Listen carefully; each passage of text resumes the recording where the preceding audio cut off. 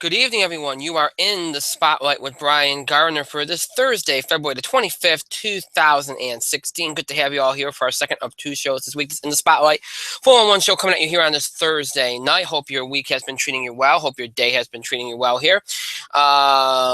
We have an interesting show, an all entertainment show coming at you here tonight. But before we get going, as always, want to remind you all the ways in which you can interact and contribute to our show. Have your voice heard by emailing us at itspotlight411@gmail.com. You can also follow us and tweet us at itspotlight411.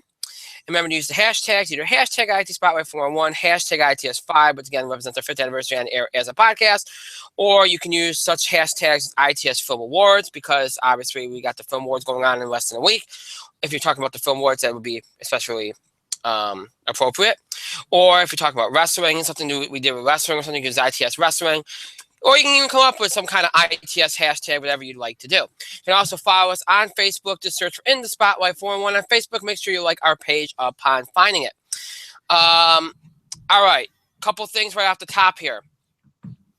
Those that had the deadline for winning ballots was at 8 o'clock p.m. Eastern for the In the Spotlight Film Awards. So we've cut that off. I think pretty much everybody that had one has submitted one. So we don't have to worry about that. That is done. And then those that want to submit a live award ballot, those awards that we're voting on live. Obviously, those that had ballots had them on there, but if you wanted to participate in the awards in some by way of the live voting awards and help to decide the nominees for those awards, those submissions were due at 8 o'clock from Eastern Time tonight as well. Obviously, like I said, we will unveil those nominees a week from tonight at the beginning of the show when we start the In the Spotlight Film Awards, which will take place a week from tonight. I will unveil those not live voted nominees, and you can vote on those awards live during the show. And we'll reveal the winners of the live voted awards right before we announce the winner of Best Picture next Thursday. So you all know the drill on that. It's just one of those things we allow you to vote on live during the show to keep you all doing something while we're, reading the winners off. So yeah, a week from tonight is the 60th In the Spotlight Film. So now the deadlines have all passed. Everything's been, submitted, and everything's ready to. So now it's just about building up to the event next week. And it's one of our biggest shows of the year, so we're very excited about that. I always say, what does it do? It washes the taste of the Oscars out of your mouth, because the Oscars are this Sunday. And for better or worse, they are this Sunday. And if you're unhappy with them, well, you have our award show next Thursday, which will no doubt be better. The only problem is you won't see your favorite actors or actresses, directors that were able to accept the award, but you can at least know that they were recognized for something, I suppose. All right, and while we're on the subject of next Thursday, obviously, is the 60th annual In the Spotlight Film Awards. That whole show will be dedicated to that. On Tuesday, we'll have a sports, wrestling, entertainment kind of combo thing. We'll do all the things we usually do in a week: bracket bugle, a college basketball bubble segment, a watch segment, box office beat, TV highlights, all that stuff. And anything we have to get to, we'll get to. We won't be doing filler. We don't do filler when we only have like one show to get through everything, but. Our usual stuff will be condensed to one show, and then the Film Awards next Thursday. Everybody's been asking me what's going to happen in March, heading into March Madness. And if anybody that's been with us over the years knows that usually means we have some preemptions coming up.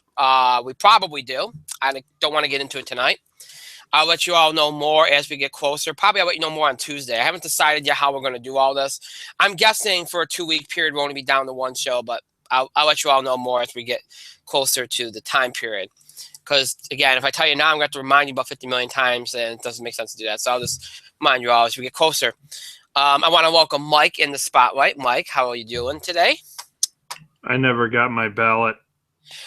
You want to know something crazy? I haven't even done a ballot. So there. I don't care. I requested a ballot all the way through the process, and I never got one. Okay, all right. Well, I also have how many people's ballot? Yeah. Okay. No. You're just making excuses. I am hurt, and I did not get to vote. You can still vote. So every time I get to, what? No, because the thing is passed. So every time I get to call it, yeah, you never send me a ballot. Okay. Well, I can send you a ballot tonight, and you can have a ballot, and you can vote. If I don't get a ballot by 8:45.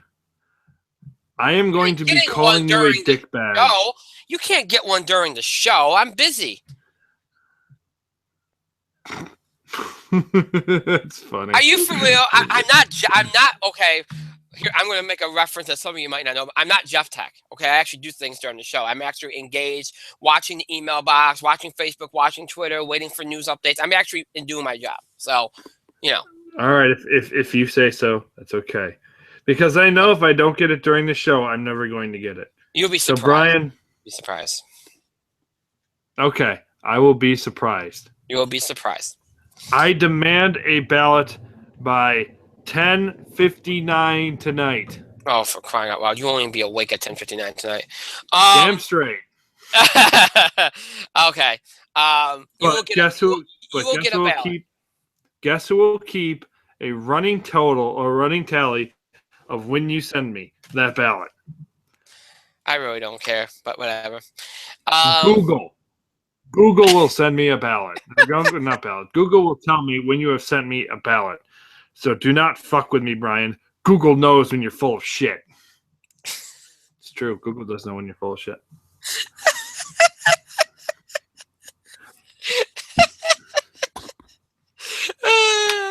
This is ridiculous. Google don't take your shit, Brian. Google gives me enough of a hard time, so you know. Google does not give a shit about you right now. It doesn't give a crap about you either.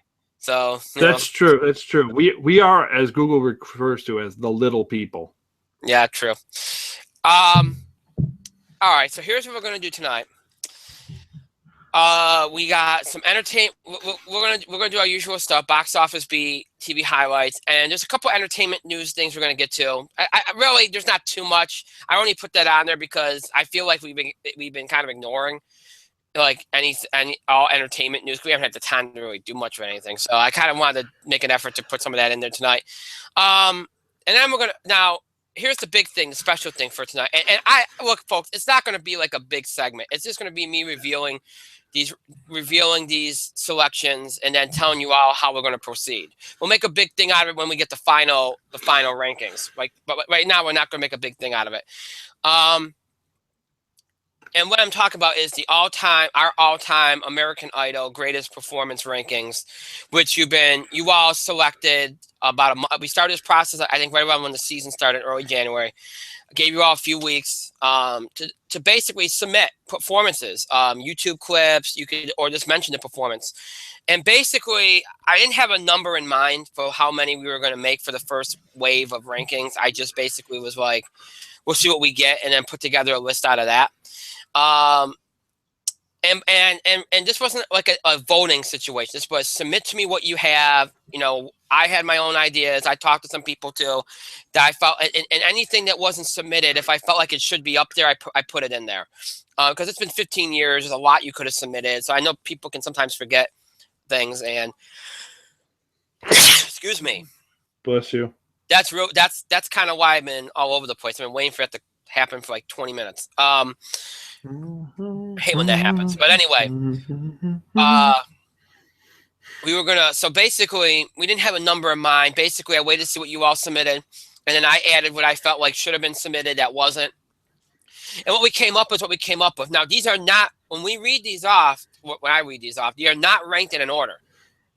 Okay, they're just there because we didn't do votes yet. So it's just, these are what you're going to have to choose from. And these are the performances you're going to have to vote on. Now, now, before anybody asks, wait a second.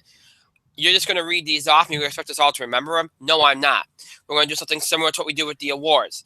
There is a list that you can rank these performances on. It's not as detailed as in the Spotlight Film Awards list or ballot. It's basically just a form, numbered form, and it's just, you just rank the choices you have on the sheet. And again, just like with the film awards, you know, however high you rank something, that means it gets points. So I think there's 60 something performances, I think we're only asking you to rank 60. So a couple performances are going to cut. I think 67 or 68 performances are on the sheet. So you rank 60 of them. So the thing that you rank the lowest at 60 is only going to get 1 point. Whatever you rank number 1 is going to get 60 points. That's how we're going to do it. And then we'll tabulate the results. And then we'll cut as we go along in a couple. And I'll reveal the deadline in just a moment.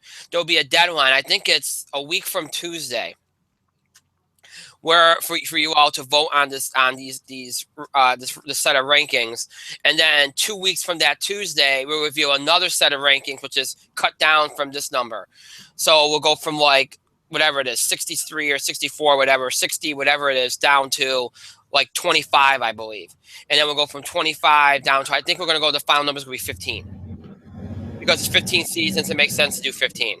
So that's how we're going to do it. I'll give you all that information in just a moment. So we're going to start off with that. I'm just going to read them off. We're not going to discuss them or anything like that. This ain't going to be a big segment. I'm just reading them off just in case people that aren't participating want to know what those performances are. And then I'll let you all know how you can all participate and do all that stuff in just a moment. Okay? So that's how we're going to do that. So that's part of tonight as well. Really quickly off the top, because this is more important than a lot of the things tonight that we're going to be dealing with. Hollywood did suffer a loss yesterday, and that is in the form of Don Knotts, Jesse Donald Don Knotts, who was a comedian, best known for his role as Barney on the Andy Griffith Show. He did a lot of things over the years. Everybody knows Don Knotts. He was brilliant. He passed away yesterday. Just a phenomenal comedian. The incredible Mr. Limpet. He had a role on Three's Company in the late 70s, early 80s as the landlord there. He was ranked among TV Guide's 50 greatest TV stars of all time. Just a great talent, great presence, great comedic presence. He passed away at the age of 81. Wait a minute. Hang on a second. I'm sorry about this, guys. Don Knotts passed away in 2006. He did. Wow. Okay. I am so sorry. Wow. You know what's, I'm going to blame my wife for this one because she was on Facebook earlier and somebody liked the post about Don Knotts. And basically she said, "Hey, Brian, do you know who this is?" I said, "Yeah, it's Don Knotts." And she said, "He passed away." I said, "You're kidding." Yeah, and he passed away 10 years ago. And I said, well, I gotta make it a point to bring that up on the show tonight. It's Don Knotts, you know. I must have forgotten he had already passed. I'm sorry. That's my bad. That's pretty bad on my part. I should have fact checked that before I actually went on the air, but I didn't. So there you go. We all 10 years ago. 10 years ago yesterday. Passed away. So may he rest in peace. 10 years yesterday. Yes. So that's probably what it. Well, somebody liked the old post or somebody liked something that alluded to it. Yeah. Well, sorry about that, folks. I didn't mean to bring something up like that again. But well, may he rest in peace. 10 years ago, he passed away, and he obviously was a tremendous talent. And yeah, I'm sorry about that. That's a big mistake on my part. Well, that's probably one of my most embarrassing moments on the show, among other things. Yeah, that's pretty bad. All right, I'm gonna have to talk to her about that because she did show that to me, and I was like, okay, write it down. We're gonna bring this up in the show tonight, and yep. Well, sorry about that, folks. All right. All right, so let's get to this American Idol performance rankings list here. Again, these are not in any particular order. These are a combination. Most of it, I think, probably 90% of it is submissions from you all. Some of it I added to it because I felt like the performances need to be on there. And that's not just my opinion. I've seen these performances on several other lists as well, and they weren't on what was among those submitted. So I felt like they should be among them. Again, those that want to participate and vote on as a part of this, you will have a list with all these on it that you can rank. Okay, so don't think you have to memorize this or be furiously writing stuff down right now. You do not have to be doing that. Okay, I'm just doing this for the benefit of those that aren't participating, so they know what these what's on the list, basically. All right, so here you go. This is our first set of this is our choices here for American Idol all-time performance rankings.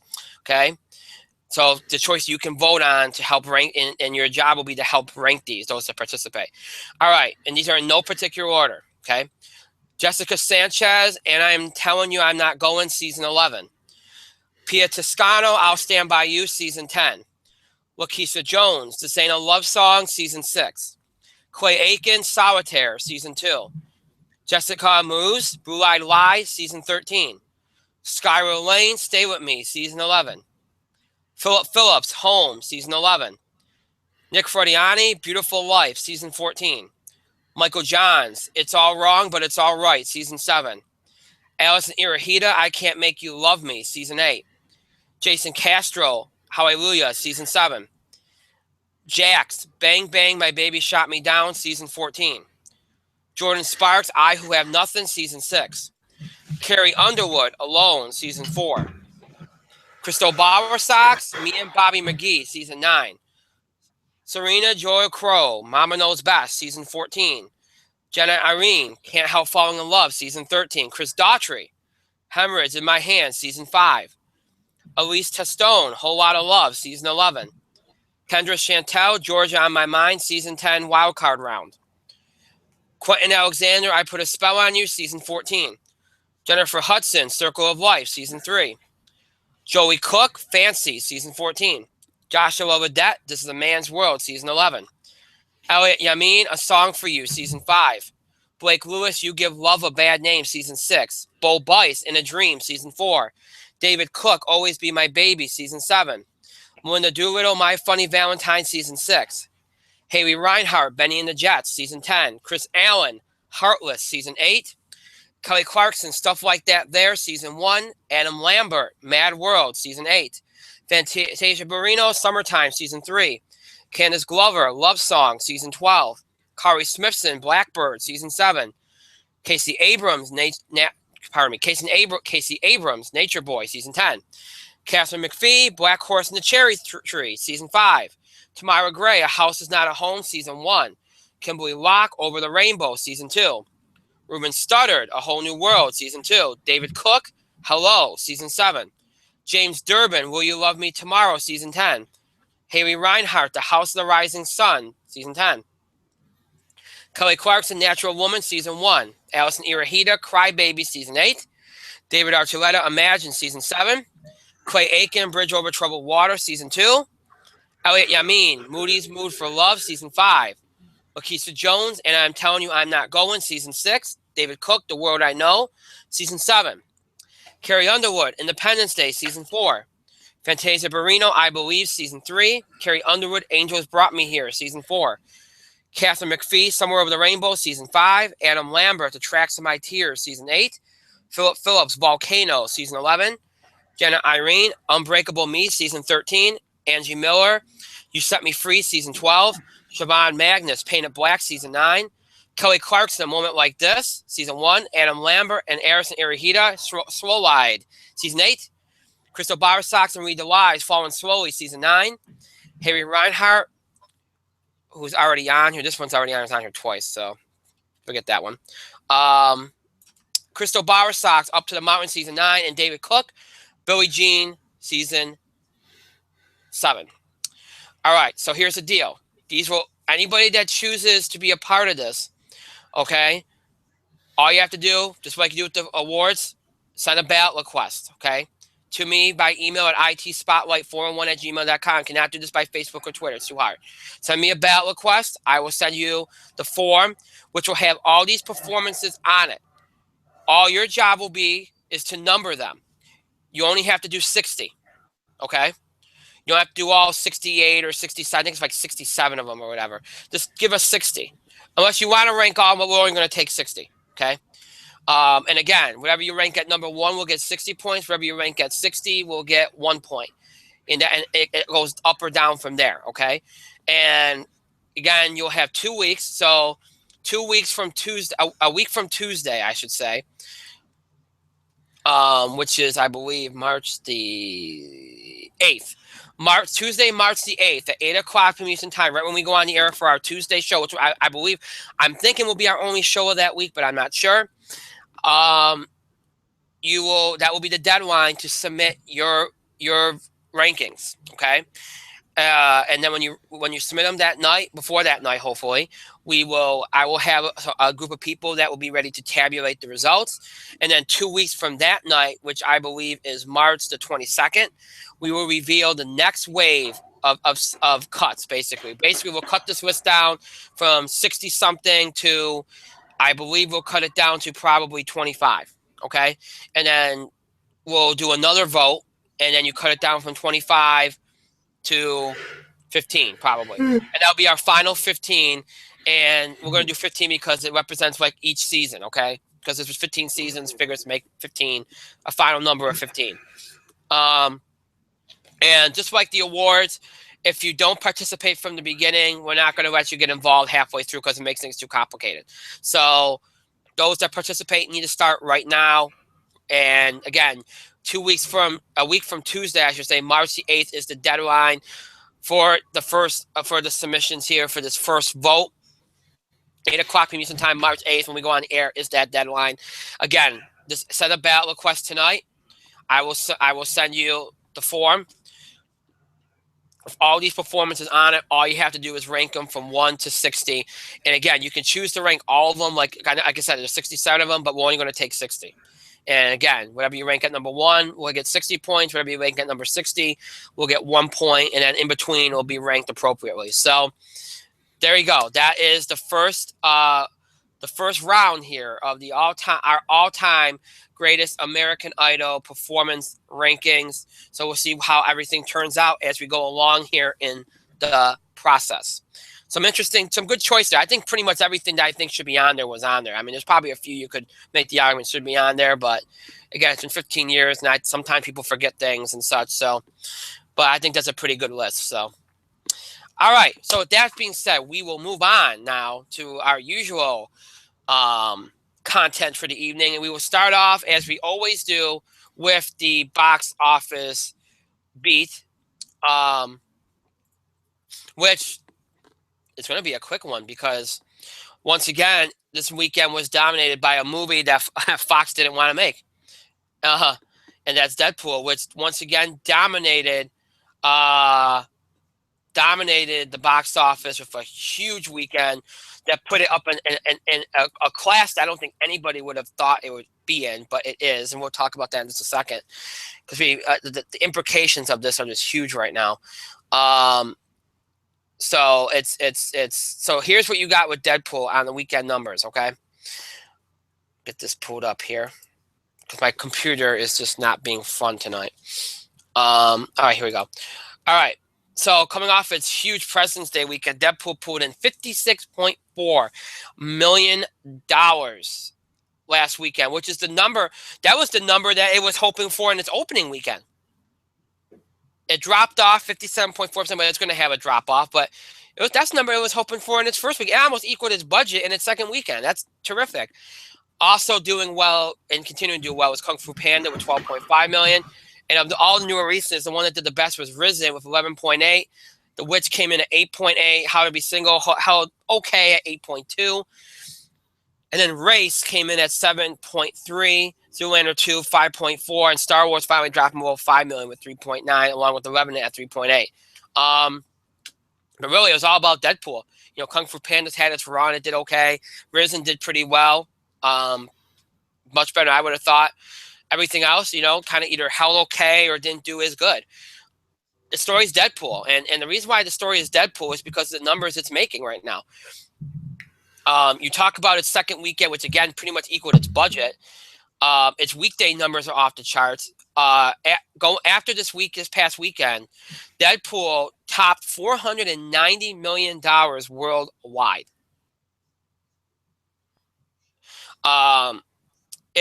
You look at its numbers, it's on its way to being the top X-Men movie of all time. It already is the top X-Men movie domestically, I believe. R-rated comic adaptations. The top one of all time was 300, and it's going to definitely, it's already surpassed. I mean, it's going to surpass everything. It's what it's done. What it's done is incredible. The top X-Men film going into this year was X-Men Days of Future Past, which came out in 2014. Its domestic gross was 233 million. Deadpool's already at 250. Its worldwide gross is, if I can get this to come up here, 747.8 million. Deadpool through the weekend was at 490. And right now, as it stands going into yesterday, it stands at 516.7. So it's well on its way to being the top grossing X-Men movie of all time, which is amazing. It's, as far as Origins first run movies, it's going to probably be the tops of all time. It's done a great job. And it's causing, we'll talk about this in just a moment, among the entertainment news, in an entertainment news portion of the show here tonight, because that's the thing that bears really the biggest amount of discussion. It's starting to change the way studios look at comic book movies. And it might be able to stop comic book movies. Not that I thought they'd get oversaturated, not that I thought they'd start to peter out, because I didn't think they would. It's been 16 years and they still haven't. But this kind of gives studios another option that is viable. And it shows you that R-rated movies can actually pull in a good profit. You remember, especially if you keep the budget small. And this one would have made even the budget was high, but you didn't know that at the time. It's just done an amazing job. It figures to do very well this weekend as well. It's holding very strong as you get through the weekend, making around $3 to $4 million a day, which you figure, should put about 20 million this weekend, 25 million this weekend. So it's probably going to jump over 600 million worldwide this weekend alone. And it really doesn't have huge competition in any way, shape. I know Gods of Egypt is coming out this weekend, but it's very hard for these theaters to justify pushing Deadpool out of a lot of these IMAX and RPX theaters and such for Gods of Egypt. They're going to have to push it out a little bit because it's going to get the theaters, but they're not. It's not going to get completely pushed out like it might have otherwise if it didn't do as well as it has. And the amazing thing, and this is a sign of a really good sign of a movie doing very, very, very, very well. Its splits are almost exactly equal. It's made 250.2 million domestic, 266.4 foreign. It's almost equal. That's a very good thing, and especially in this day and age, where it seems like the international market saves a lot of movies. It's equal on both sides pretty much. So it means it's a worldwide hit and a domestic hit. And that's huge in this day and age. Huge. And as I mentioned, this weekend you do have some new competition, and the biggest release, which is Gods of Egypt, an action-adventure film from Lionsgate Summit, opening in 3,117 theaters. Gerard Butler, Jeffrey Rush star in this film.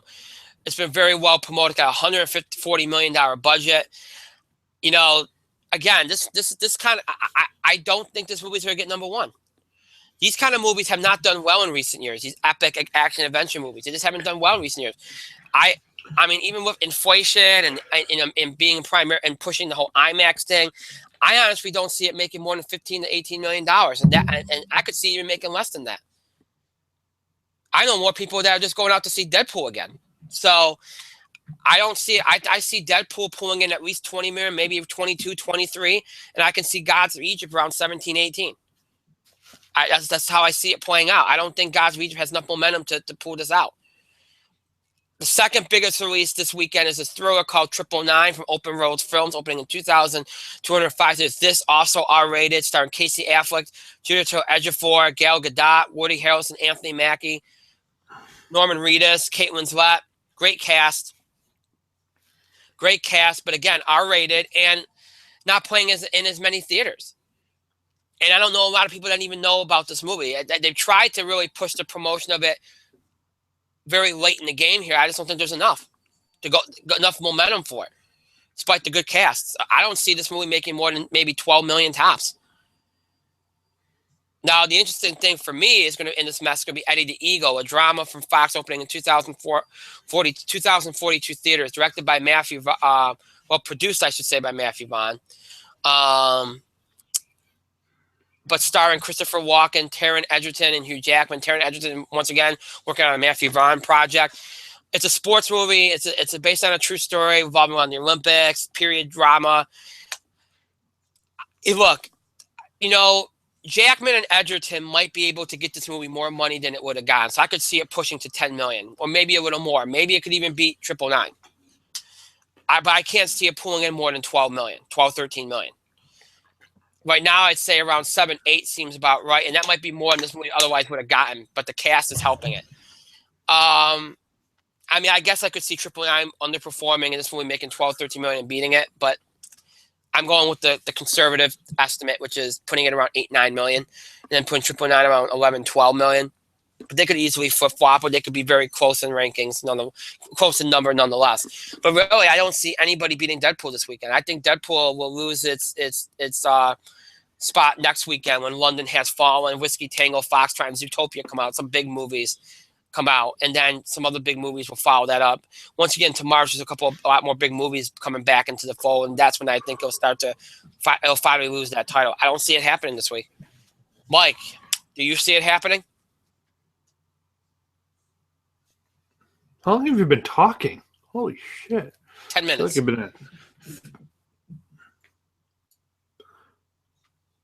It's the longest 10 minutes of my life, I think. Holy shit. I mean, literally. We need to get a priest or a pastor in here to bless that shit. Deadpool's gonna win. I think Eddie the Eagle's gonna make more than you think it is. Because the promotion for that movie has been pretty large. Eddie the Eagle's gotten pretty popular, honestly. So I think that movie might do better than you think. So, I don't know.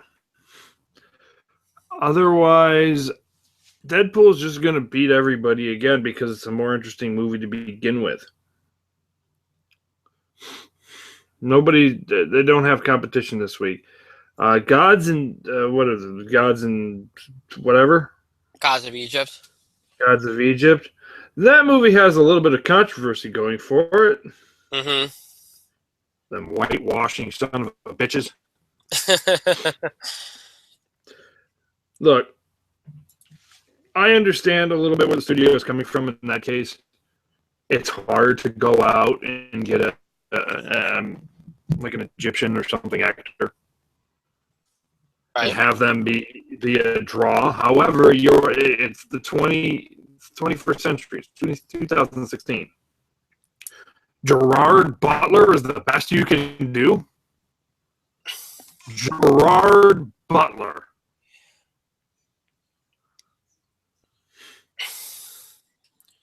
Yeah. Gerard Butler is an Egyptian hero. He doesn't even drop his accent. So there's a little bit of shit coming for this movie, and it's well deserved. And I think that might be enough to kind of be like, I don't think a lot of people are going to go see this movie anyway. So, Deadpool's going to win. 1-800-DEADPOOL. They didn't try to do it; just came out that way. Boom. There's a random guy reference for you. Yep. Deadpool's going to win here. Not even going to be close. In fact, I'd recommend that you go see Deadpool this weekend. Or if you're going to see another movie, watch that Eddie the Eagle. Eddie the Eagle actually looks pretty good. Not gonna lie. So go watch that. That's all I have to say, really. There's not really much to say. And Zootopia is going to be number 1 next weekend. Yeah, I agree. Not even close. Not even close. I agree. All right, so there's not really much else on that to say. Hang on a second. We're having a issue here. Uh-oh.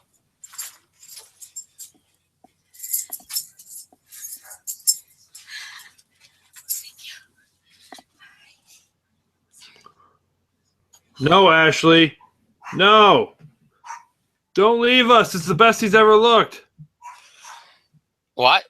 What? I can't see you. I just see the thing. You turned the video off. No, I thought she was gonna jump on camera, so I turned the camera off. Because she came in here to get her. She came in here to get her car keys in her purse. Yeah. I'm just Live, saying it's the you best gotta he's love. ever You gotta, looked. you gotta love live streaming, everybody. All right. No, you don't. So there's not really a lot to say about the box office because it's just been dominated by one movie. So, hey, what are you gonna do? 1-800-DEAD-POO. We don't mean to make it short and sweet, but there's not much else to say. So, all right, well, let's get to some TV highlights because there's been some good TV this week. I'll let Mike start because I've said a lot tonight. So go ahead, Mike. Oh God, you let me talk? Yeah, look at that. I guess hell froze over. God. What have I seen that was recent this week? I think I'm pretty much caught up on Agent Carter now.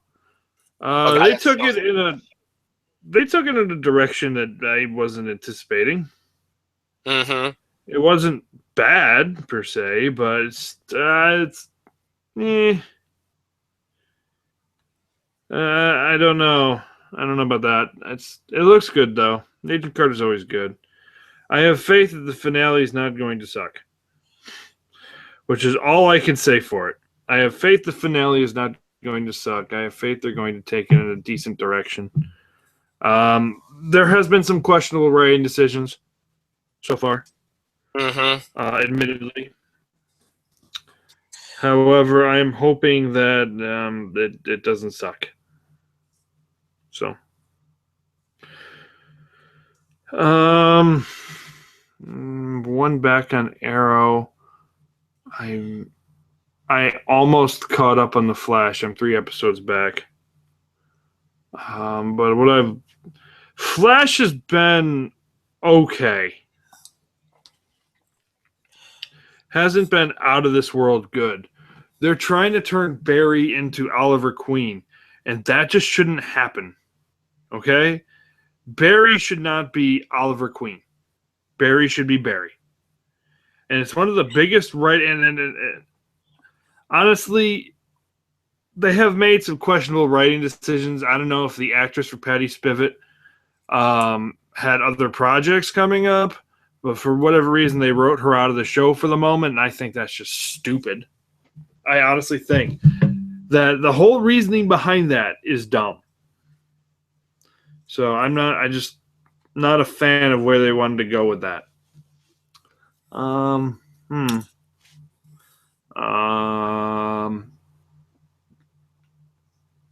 Legends of Tomorrow's good. That had a decent ending. You know what I'd like though? I'd like for the team to actually come together within the next, I don't know, episode or two, because I like the fact that they're still evolving these relationships. I do like that. However, the fact that we're still trying to undermine Rip at this point in time, and blah blah blah is happening, and this and that, it's like just figure it the fuck out, okay? The writing for some of these DC shows is getting kind of weak at this point in time. You know what's not getting weak is the fucking Grinder. That show is interesting, although, well, you know what? The writing for that's getting kind of weird too. The writing for the Grinder is getting kind of weird as well, and I'm not sure why. So I don't know. Actually, I did see the most recent Flash with King Shark. It was a good episode. It was actually one of their better episodes, but I haven't seen all of the Earth 2 shit yet, so I guess I have seen it, I suppose. The writing is just getting weird for a lot of these television shows. I feel like we're hitting that. Oh, yeah. Okay, you're not done. Go ahead. No, I'm pretty much done because I don't remember exactly what else I've seen. Agent Carter, I've caught up on. Flash, I'm almost kind of there with. I'm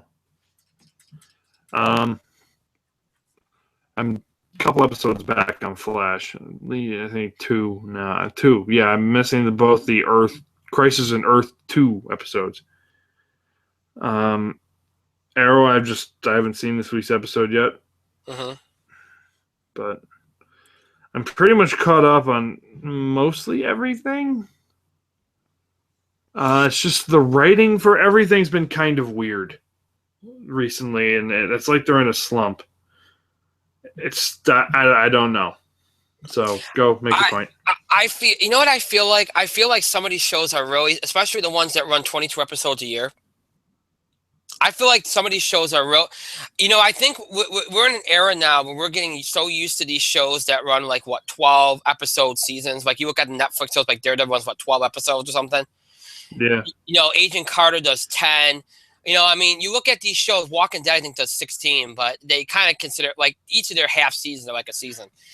I think you're starting to see now these shows that don't look at it like maybe Agents of S.H.I.E.L.D. does, or like Gotham does, or like Sherlock. Like a lot of these shows look at it as you cut the season, unless you already have a season that only is like 8 to 10 episodes, you cut the season in half and look at each season as 2 seasons.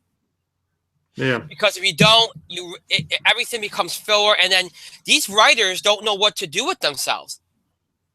I think they get burnt out. I mean, if you go back 20 years ago, they never used to be like that. But I think that was because, they had bigger cast. They could do more with characters. Now it's like, all right, we have to keep our cast numbers in line. We can't have too many people. We can't focus on too many people. So because of that, what happens? You go around in circles.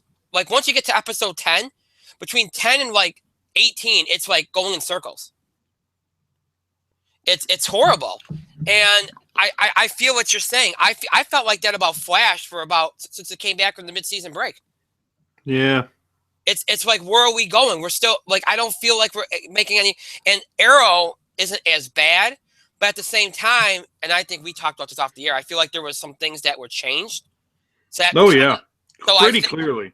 So I think what happened there is because they changed that, we're kind of in this major like lull where it's like, until we get to maybe the final couple episodes of the season, really very little of impact is happening. And it's frustrating because I felt like the show got back on track in the early part of the season. I was invested in that show again after what I thought was a very uneven season 3. And then it just went, you and me both have the same pinpoint of when it went downhill this year. When somebody showed up in the limo, it really ruined all intrigue. Pretty much. All mystery was gone. We know who's in the gravestone now. Pretty much, yeah. But like I said, that's a thing. And I will say this much. I've made it through enough of Agent Carter now. I think I'm up to like I'm pretty caught up at this point. But I know what they've been doing. I love the musical number. I thought that was fine, but here's where I didn't like that wasn't the bad writing I was talking about. I thought the music number was really well done. A lot of people were panning that because they felt like it didn't fit. It fit fine. I liked the music number, but here's where my issue has been with Agent Carter this season. They have a very compelling villain. Whitney Frost is a very compelling villain. Well played, but here's what I don't like about this. We bogged down the entire arc of the season. Okay. I don't mind the fact that Peggy's involved with the doctor and there's a conflict here because the doctor is being, Dr. Wilkes is being brought in with the zero matter. And it's kind of like he's dangerous and everything. And her emotions are getting in the way. I think that's a very good storyline to tell. Okay. But they've made her come off pretty dumb at points. Oh, yeah. Very much so, to the point where she's been very reckless, very like, like refusing to see the points of view. It's on, and really after what we saw her go through in season 1, it kind of undercuts all of it. Now, they can still salvage it by having a good ending next week where she kind of acknowledges, and they kind of did that a tad, but not enough to my liking. Because remember, and I don't want to spoil anything, but one of her closest friends, or her closest friend, has gotten personally affected by her decisions. And she blamed him. And she blamed him, and it was a very good scene. Well-acted scene. One of my favorite scenes I've probably seen this year. On anything. Logically, it didn't make very much sense. Exactly, and that's what really kind of ruins it for me, is the fact that this is not really her character. And I don't like the fact that we've so much of the focus has been on a love triangle. Last year, we had, Peggy's personal conflict with moving on from Steve, but it never felt like it overcame the entire show. It was a backdrop. It only overcame it when it needed to, which was in the climax when she had to finally move on. There was enough there to build up to it, but not enough there that it dominated. And then, there was the underlying feelings with Sousa and everything, but it didn't play out. It didn't dominate. This season, this whole thing with Sousa and, and his hidden love for Peggy and the whole thing, it's dominating the show. I'm not watching Agent Carter for a love triangle. I think I understand what they're trying to do. They're trying to get more female viewers, and they're trying to play off that. I understand it, but it doesn't mean you have to take 90% of the focus and put it on that. You have a very good story there with Whitney Frost and her husband, and the council. There's a very good story there because it does in some ways tie in with a lot of the things that Doctor Strange. Not directly, but there's some aspects of it there. And I would like to see more focus on the Zero Matter and all that kind of stuff, and then use the romance stuff as a backdrop and not necessarily as the dominant feature of the show. Because that's what Agent Carter was last year. Now, and the sad part is I honestly don't think it's going to be back next year. It'll be back next year. I have my doubts. I really do, but I hope it is, because I think the writers and the writers probably heard the complaints, and they'll come back with a much more focused show. I thought the first couple episodes were really good. And then right around, I think it was like episode 5 or 6, it started to really veer. Starting with her decisions involving Dottie, and that's where it started to get out of hand. Well, it's good seeing Dottie again. Well, I don't mind having her involved. But the way that they kind of, you can tell they kind of forced her to be involved. It's obvious they did, because they're like, oh, she's popular, let's get her involved. You could tell they forced it. It's pretty obvious. But but I like the actress. I'm glad they got her involved. And I really wish they had used her friend from the first season more than just in the musical number, Angie. I really would have liked to have seen more of her this season than we got, but I don't know. They can bring it home next week, and hopefully they hype the episode up like there's a big ending. Hopefully it's a big ending with good stuff. We got Howard Stark back. That's never a bad thing. So, we'll see how it turns out. But it has not been as good as season 1, no doubt. Parts of it have been really good, and then parts of it are just kind of. Best thing I saw this week was Walking Dead, but even I have complaints about that. I don't like the time jump. I think it was too much. Great for, spoiler alert, great for Rick and Michonne. Michonne! Which, again, I have no idea at least they built up to that. But and we finally got Jesus, and we're building up to the hilltops. The episode had a lot of good things. The Spencer stuff with Deanna. The episode had some good things. I don't like the fact it looks like I'm already kind of got Carl getting over the fact he got shot in the eye. I don't care if there's a 2-month time jump or not. In the comics, that's a big deal. There should be more to it than that, and so far it doesn't seem to be. And the Rick and Daryl thing, I thought there'd be more to it than there was. There really wasn't. It was kind of stupid. If it wasn't for the introduction of Jesus, it would have been a complete another waste of time. But there was still enough good there. Again, coming off of the first the mid-season premiere, everything was going to kind of pale in comparison anyway, I suppose. So, yeah. So I mean, that's it. I hear what you're saying. The writing right now on a lot of these shows is just getting kind of and Shitty. you know what's really funny? Last year at this time, I was watching Agent Carter, and I remember when Agent Carter finished up, I was like, you know what? I kind of want to see Agent Carter keep going, and I'd rather wait to see Shield until the fall. You know, but now I'm kind of waiting for Agents of Shield. After what I've seen the last couple of weeks, I'm kind of ready. So we'll see. We'll see how that comes back in 2 weeks. Gotham comes back next week. Blind Spot. A lot of shows come back next week that I watch. So be looking for it. And I'm really missing Person of Interest. God help me, I am. I hate to bring that up because usually you're the one that does that, but I am missing Person of Interest. Really bad. I don't know what happened to Person of Interest. That is the problem. They haven't even announced a date yet. I'm getting kind of worried about that. The episodes have been filmed, but yeah, there's no date yet on Person of Interest, from my knowledge. Yeah, there's nothing on Person of Interest right now. There was an announcement made. CBS officially ordered a 13-episode run for the last installment of the series, and it'll air in around spring 2016. Yeah, I saw that. I'm looking at that news now. The CBS boss announced it. They're going to announce spring 2016. I hate to tell this guy this, but spring starts next month. Yeah. I really have a bad feeling about where they're just waiting for something to get canceled. Yeah. We haven't aired the show yet, and I'm not sure. But I think the season 5 finale can function as both a season and a series finale. The fans will be very satisfied. Greg and Jonah have made a very compelling art. Big surprises this season. You know, that was J.J. Abrams. I have no idea what they're doing with that show. Yeah, because the general consensus, that was news from January. The general consensus when you talk about Person of Interest, if you type in Person of Interest, the trending topic on Twitter is Person of Interest canceled. Yeah.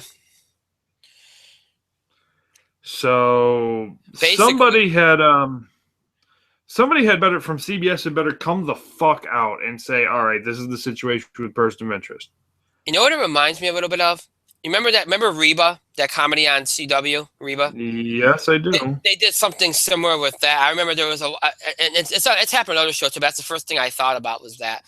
You know, of course, the CW that was a changeover from what was it, WB to the CW, whatever. But they didn't. It kept lingering and lingering whether they were going to cancel it or not. So they ordered a shortened season. I think it was like 13 episodes or something, like similar to this. And then they all of a sudden said, no, we're going to do 26, and they expanded it. And then they did the same thing the next season, and then they said, no, we're going to expand, and then they backed off and said, no, we're going to keep it at 13. It's that same thing. It's basically like, we want to get rid of the show, which I don't understand why they do, but apparently that's clearly what they want to do. But they don't have enough faith in what they have coming up, so they don't want to officially cancel in case they need to have Person of Interest fill in for one of those shows. I feel like one of these CBS shows they're putting all their faith in is going to get canceled, and Person of Interest is 13 or 12 episodes are going to pop right in, get its usual rating of anywhere from 12 to 15 million viewers. Let's be clear here. That's low for CBS. That's high for the rest of the fucking network television. God, I think ABC would fucking kill for 12 million viewers. I know CW would. And I'm pretty sure Fox would too. Yeah. So, Person of Interest is going to take their low CBS ratings, but who knows?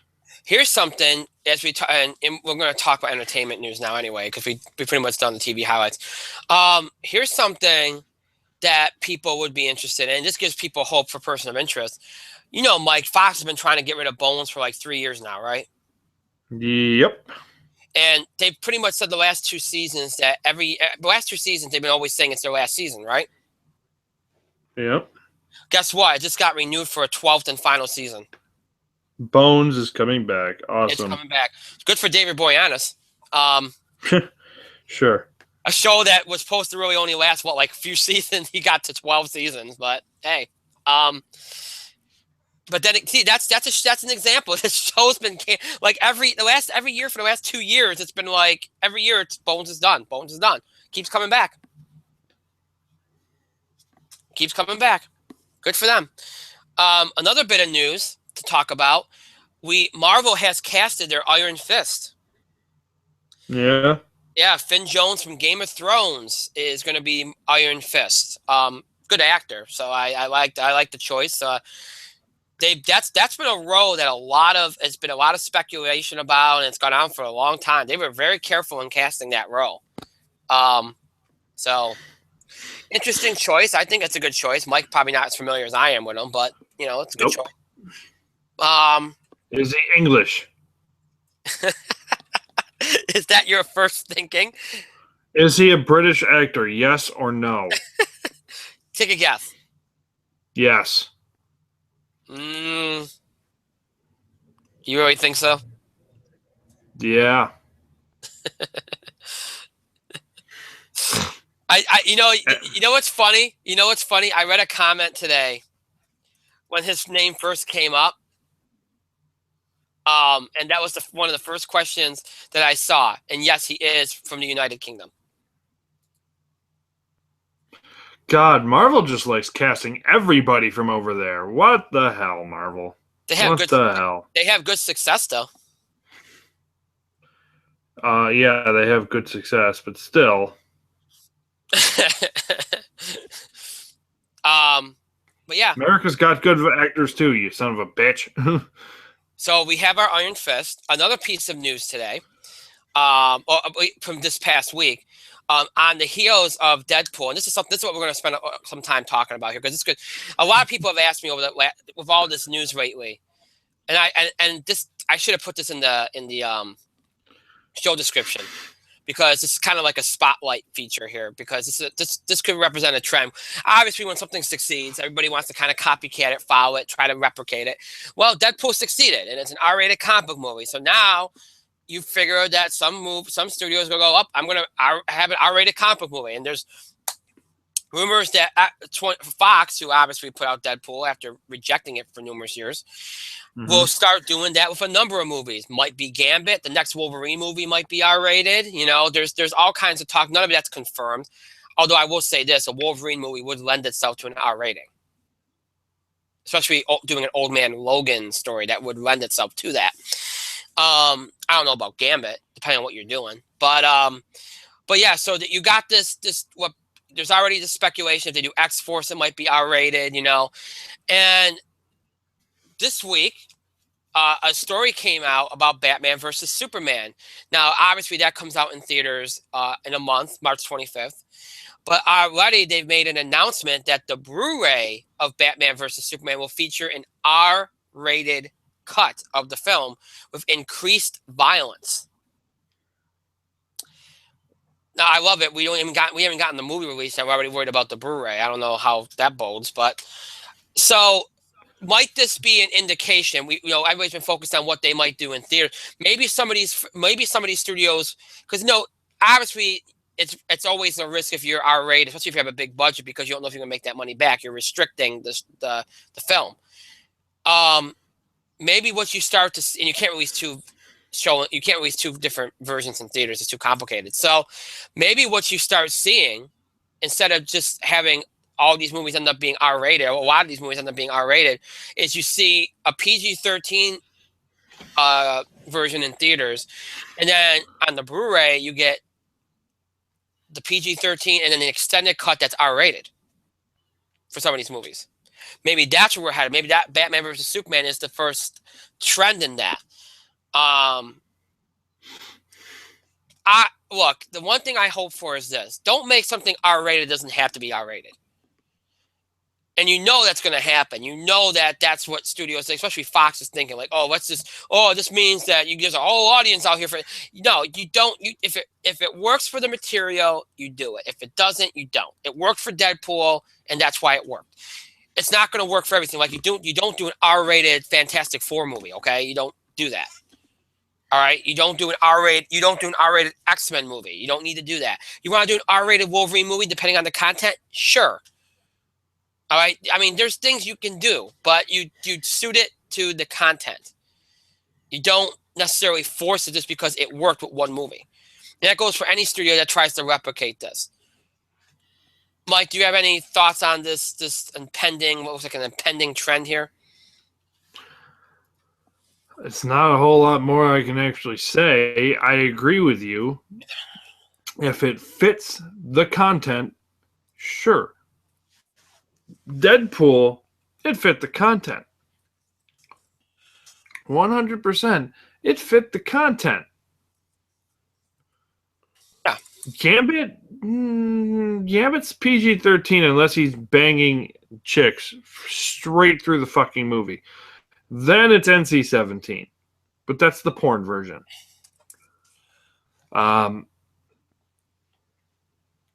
Gambit shouldn't be. Gambit's like a hard PG-13, but it's a PG-13. If any Fox X-Men movie was going to be an R-rated film, it should have been The Wolverine. That Wolverine usually his movies tend to go more violent. Right.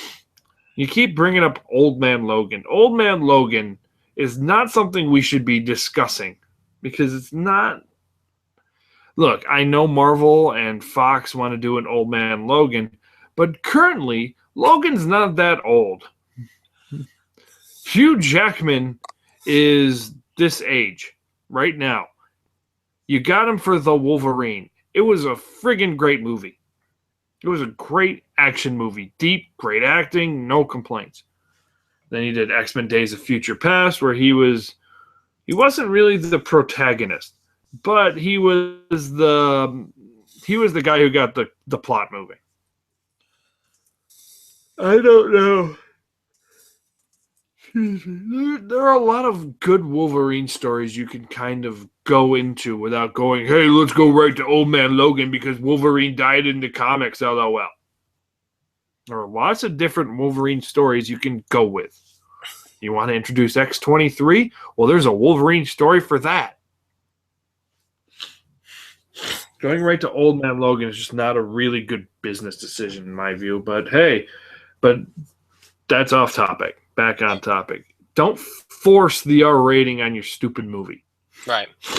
Batman versus Superman. There's going to be an R-rated, unrated cut with more violence on the DVD. Translation, we are panicked as fuck. Yep. We are terrified that our movie, it's going to have an initial kind of run that's going to do well. Mm-hmm. Hey, Man of Steel had a good initial run. It had a good opening weekend, and then it bombed the fuck out within a month. Right. Second weekend, it got destroyed. Third weekend, did even worse. By the fourth or fifth weekend, it was out of most major cinemas. That is Batman versus Superman right there. Yep. First weekend's going to be fine, but it's going to be on coming out in March. It's going to be on DVD by August. Well, they do that anyway, whether the movie's successful or not. Not often. Star Wars is coming out April 6th. Okay, Star Wars. I mean, they do that all the time. That's different than what I'm saying. Oh, wow. I am saying, Frozen was still in theaters by the time its DVD came out. That's Star true. Wars will still be in theaters by the time its DVD came out. That's not what I'm saying. I'm saying it'll be out in a month, and then they're going to try to rush the DVD out. Oh, okay. All right. I got you. All right. Stick with the program, Brian. Nobody here is suggesting that Batman vs. Superman is going to be in theaters all the way to August. If I'm implying that you, sir, are a shitbag, have fun with that, you shitbag. Well, according... but now, shush. They're panicking. Long and short, they're panicking. They don't know what to do. They're getting poor reviews. The audience reaction to it is generally negative. So they're like, oh, well, if we just put more violence and explosions in, people won't give a shit. Yes, people will give a shit. You are ruining what could be a monumental thing. You fucking went and ruined Superman. You're about to go Batman. Despite Ben Affleck's best efforts, and by everybody's account, he is the only one of the few positive things about the movie. Jason Momoa is probably drunk, which may automatically already makes him the best Aquaman ever. Wonder Woman's here. So what? And whoever the fuck you're going to put in the Justice League, you're rushing this shit out because you're so paranoid. Spoiler alert, DC, you already got trounced by Marvel. It already happened. You already got your asses kicked. You are already playing makeup. You're already playing catch-up. There is no way DC wins this war when they are starting at this point, like what, $3, $4, $5, $6 billion behind? At least. Hell, the first and the second Avengers movie made at least $3, $4 billion on their own. And Iron Man 3, despite being a shitty movie, made $1 billion on its own. Yeah. So we're talking $5 billion right there. 3 movies. So we're all right. So it's about $7 or $8 billion when you talk about all of these other movies. Guardians made 700 million. Ant-Man did 500. Captain America, Thor, they do 500-600 million worldwide and domestic. It's just they don't know what the fuck they're doing. They're just panicking and hoping something sticks to the wall. They're like, "Hey, Deadpool did R-rated. We should do that too." No, it's not gonna work. Fuck you guys. And by the way, they announced today that they're going to have a Regal Ultimate ticket for unlimited Batman versus Superman viewing. Uh-oh. Yeah. Maybe you should take care of that. Yeah. Apparently there's a Nissan ad. Sorry about that. Yeah, that was very loud. Product placement, apparently. Yeah. Unexpected product. But yeah, there is a Regal Ultimate ticket, which will celebrate the March 25th release of Batman vs. Superman. Those that purchase the Ultimate ticket will be able to see the comic book showdown on the big screen every single day the movie is in theaters. There are only 1,000 Ultimate tickets available, and they're set to go on sale right now for $100 each, starting this coming Monday.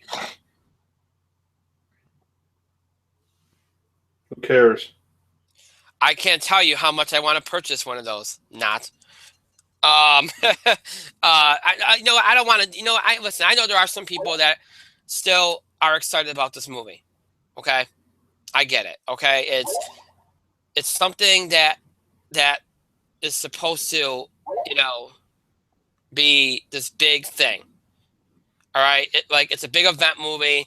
It's Batman versus Superman. It's supposed to be this big thing. And if they built up to it and they allowed it to do it the right way, they did it the right way, it could have been something really special. It's not being done the right way. Now they greenlit Justice League to start filming April 11th, with Zack Snyder as the director. Now, Mike, you and me were talking last weekend. The screenings have all the word from the screenings is very negative, and the film comes out March 25th, and they're set Justice League to start filming on April 11th. That gives them a week or 2 weeks to. I don't know. I don't really know if I would justify starting filming on the 11th when that movie could totally just. But hey, they must feel some level of confidence that no matter how good the movie is, that it's going to make enough money to justify Justice League. So we'll see. I'm not too confident in everything I've heard. All the word that's coming out of screenings right now is not good.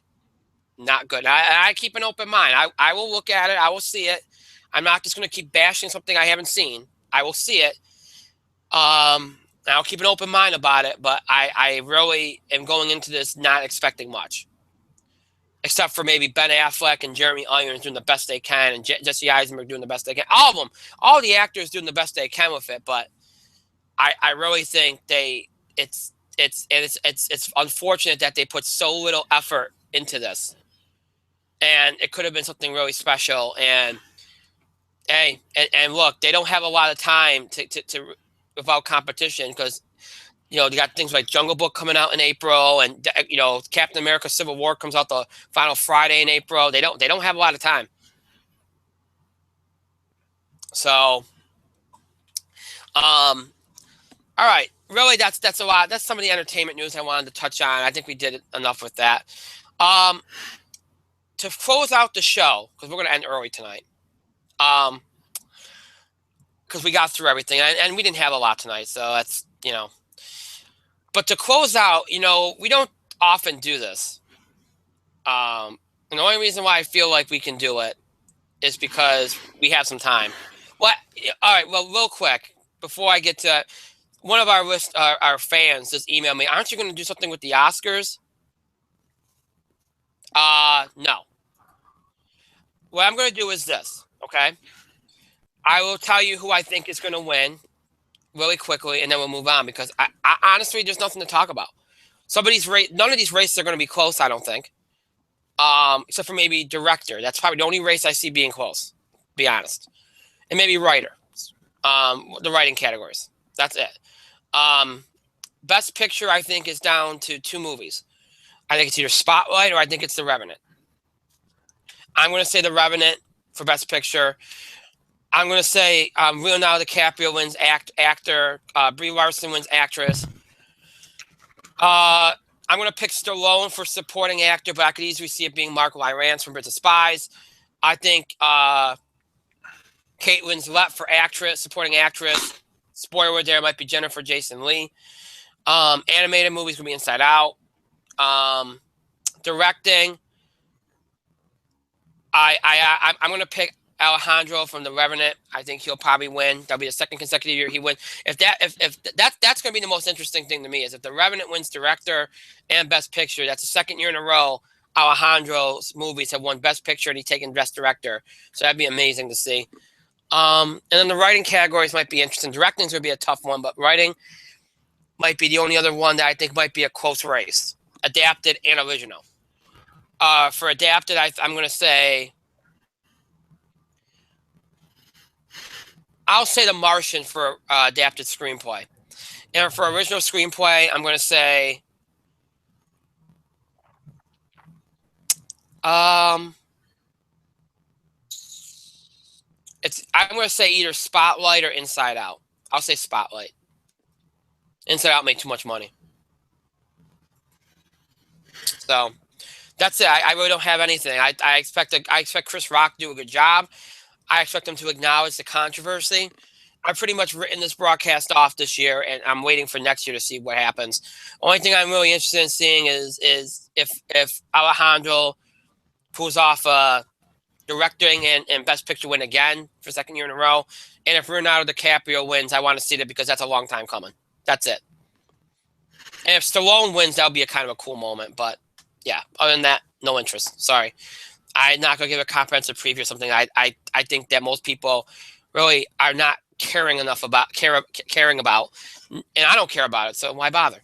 All right, so to end the show tonight, like I said, we're going to do something I don't normally do, and that's kind of go outside of what we normally do, which we talk about film, we talk about entertainment, we talk about TV, wrestling, sports, all them kind of things. But I was having a conversation with some of our fans yesterday. And some of them on a couple message boards that I frequent.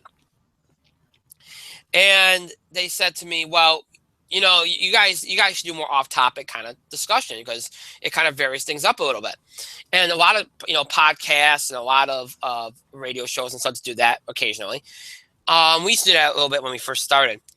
And I said, well, okay, yeah, but I really don't like talking about personal stuff on the air and all that kind of stuff. And they said, well, you don't have to. Just talk about some random thing that comes up that you want to talk about. And I said, all right, well, give me an idea. What would you like to talk about?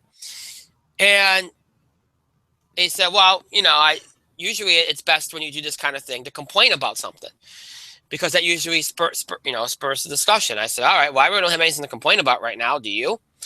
And so these fans of ours proceeded to do a laundry list of things to complain about, all of which were either petty or just really weren't worth our time. And then we somehow, and I'm going to make this short because you don't need a lot of exposition here. Somehow we got on the topic of theme parks. And I don't know if you ever mentioned, I can't remember if you ever mentioned this on the air. I think you did.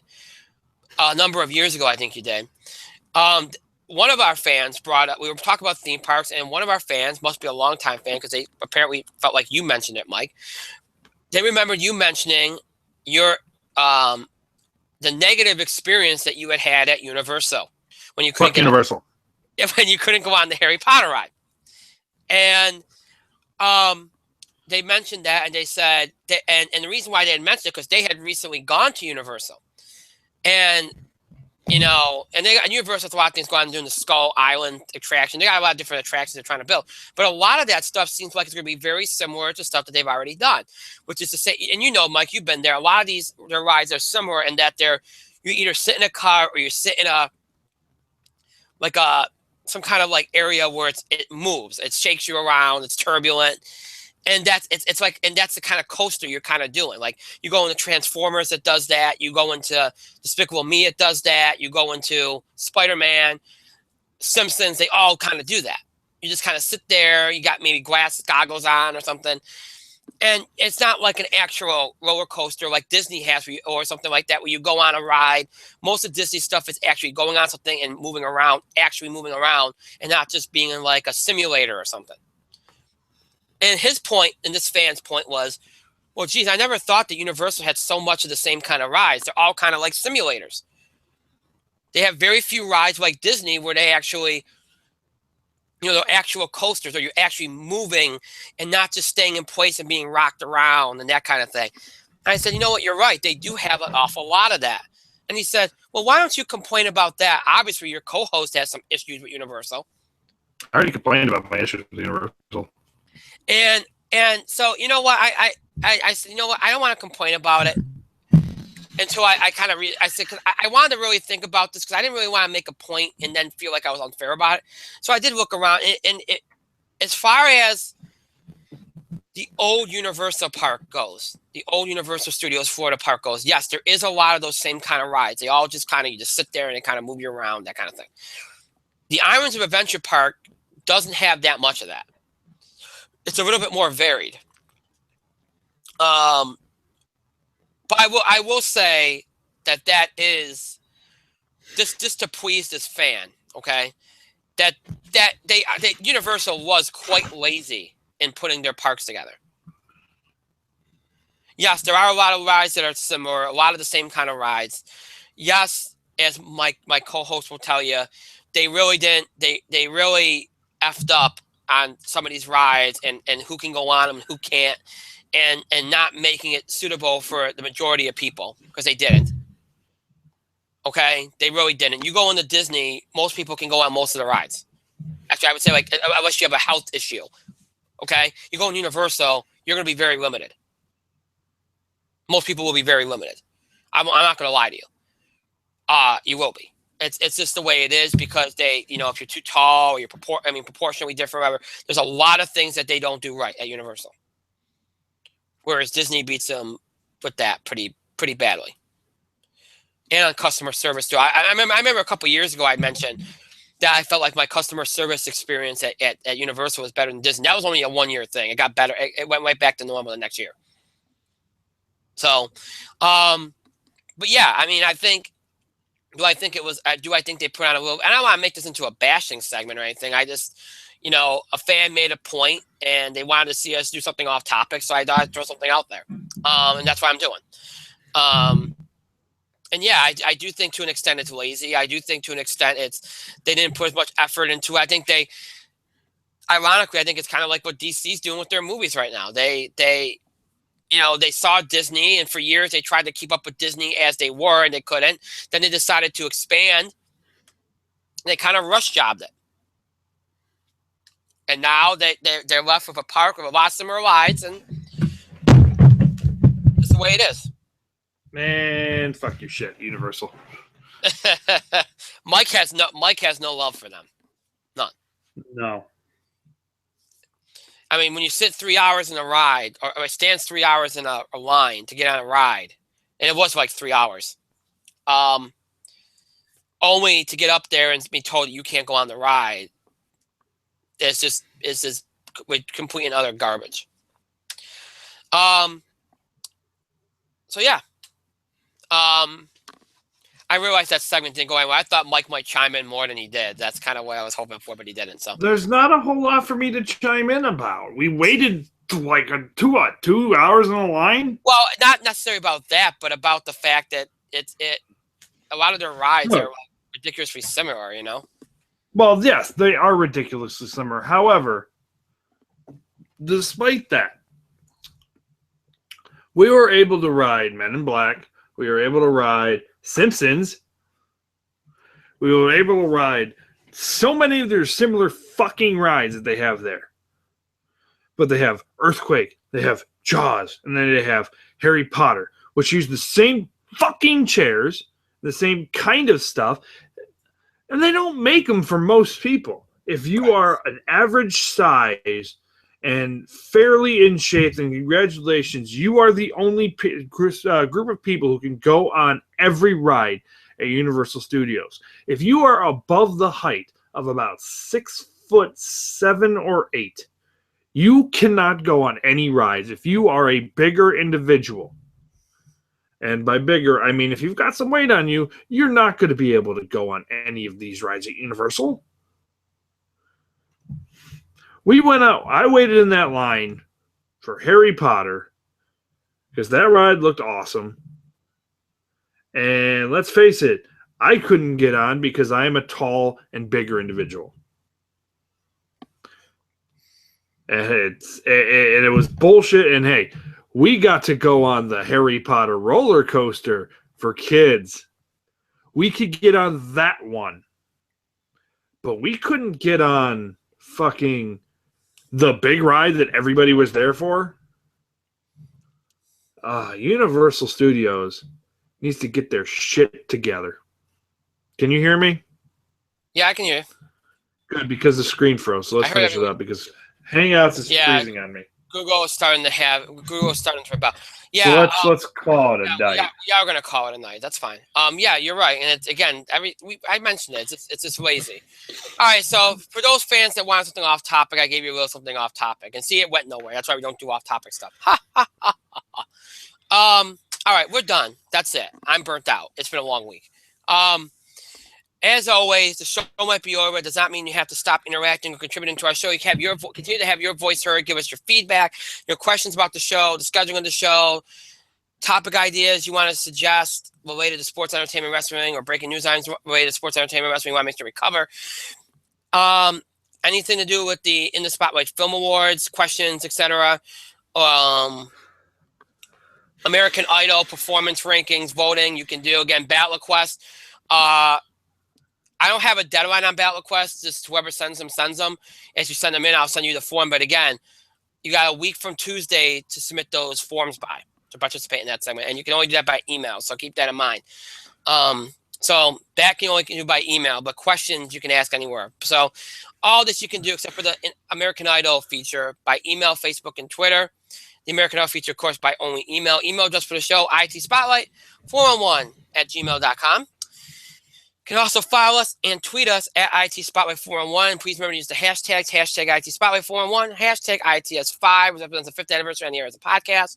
Or you can, again, use hashtag ITS Wrestling. You send us something to do with wrestling. Hashtag ITS Film Awards. If it's something to do with the Film Awards. Or you can create your own ITS hashtag depending on what you're commenting on.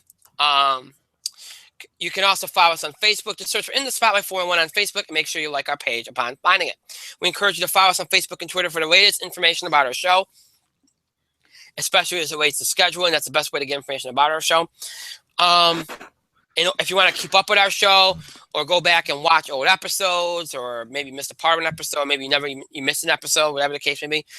Two choices here. You either have the live, the streaming option where you get to see us on screen here on Google Hangouts and on YouTube, which has all of our episodes since we debuted here on Hangouts and YouTube in October.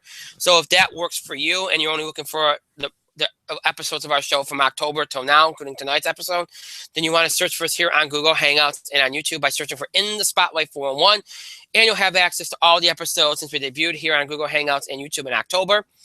And you'll be able to stream us anytime you want and check out all of our episodes, including tonight's from the last few months. If you're somebody that prefers the audio format of podcasting, or maybe you're interested in more than just our more recent episode, maybe you're more interested in our episodes from way back at the beginning of our run back in 2010, or from any of our episodes, or maybe interested in any of our episodes from Blog Talk Radio, Libsyn, TalkShoe, whatever the case may be, then you want to check us out on Podbean and iTunes, where you can find all of our episodes since we debuted here over 5 years ago. Our main host site, Podbean, has all of our episodes on one page. All of our episodes from TalkShoe, Blog Talk Radio, Libsyn, iTunes, Google Hangouts, YouTube, everything, including tonight's episode, in order from the most recent to the oldest, all on there for you to search for In the Spotlight 411 on Podbean, and you will find our main show page, our main hub. You can also find us on iTunes, but keep in mind, all of our recent stuff, anything from Google Hangouts and YouTube from October till now, you can only find on iTunes by searching for In the Spotlight 411.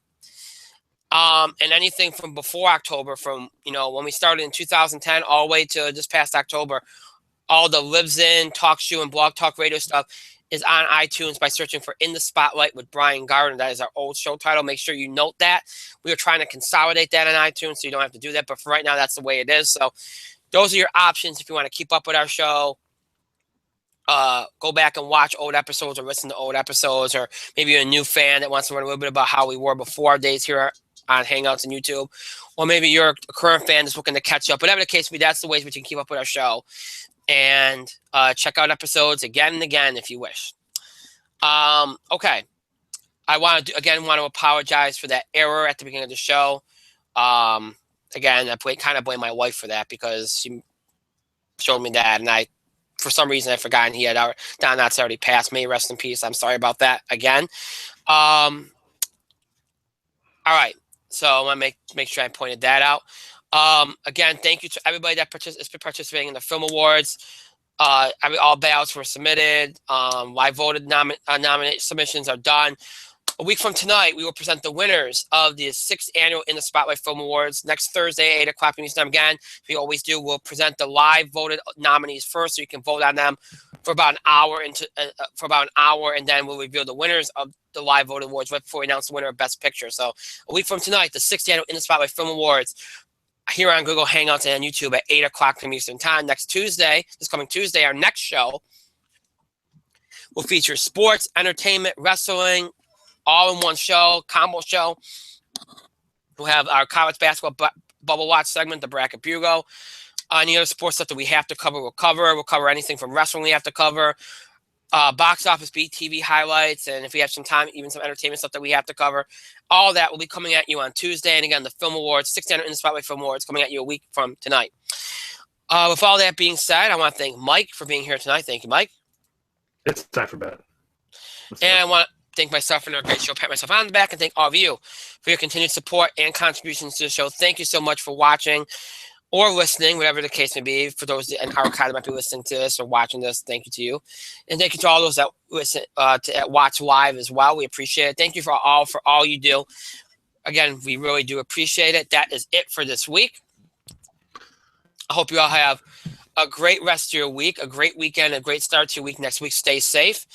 And we'll see you back here this coming Tuesday night for our first show of March 1st at 8 o'clock p.m. Eastern Time. That is our next show. Until then, have a good night, everyone, and a good weekend.